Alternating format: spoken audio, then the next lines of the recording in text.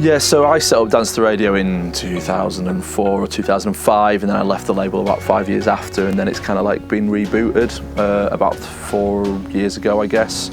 So originally, we basically did a deal with Soundworks Studio I mentioned earlier, so Ford Russia, and then lately the Pigeon Detectives kind of like went in there to record a lot of their music, and Soundworks had done stuff with The Music and Embrace, and I think some early Kaiser Chiefs demos maybe as well. So they were very much like the studio that kind of like worked with that level of artist.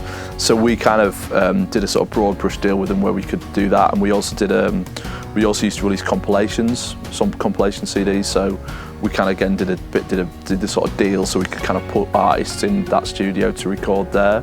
I think back then again there wasn't the sort of breadth of studios that people could work with in that respect. I think certainly now there's people like James Kenosha and Greenmount Studios and a few others, and the Nave, which are like really obvious. Or like there's now kind of quite a breadth of options for artists to go into.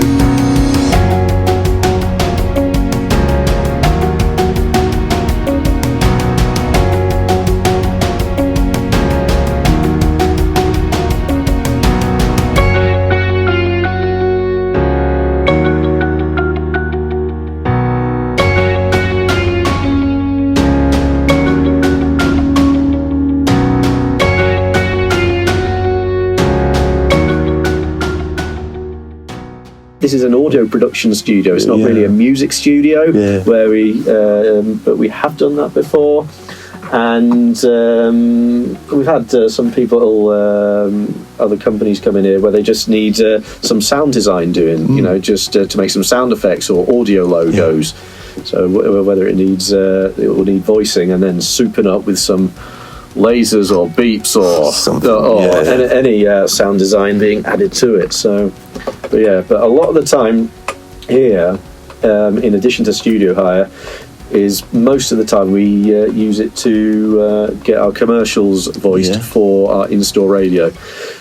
Let's make Black Friday brighter with deals up to 60% off and early access for health and beauty card members. Get that Superdrug feeling in store and at superdrug.com.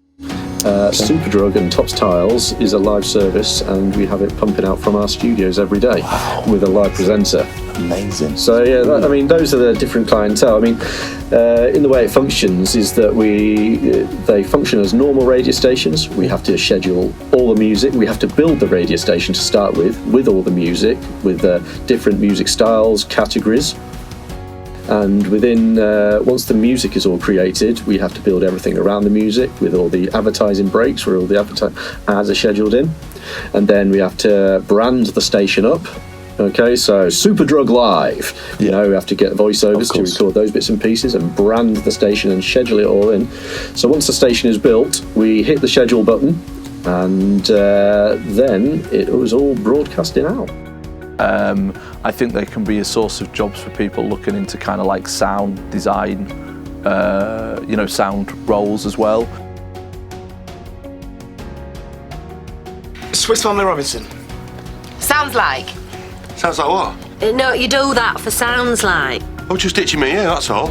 Yeah, I think there sort of is a big range of studios in Leeds. I think one of the interesting things is of like studios that have been mentioned, they have like different remits, and so there's I think a bit of a difference in terms of like commercial like rock band recording studio, for example, and there's kind of like a tier and hierarchy of those, and we're seeing more of those pop up in like non-traditional spaces, shall we say, like 10 or 20 years ago, it had to be like a properly formed room and like have a certain quality to it, whereas I think there's some really good producers operating in different spaces now recording like live bands.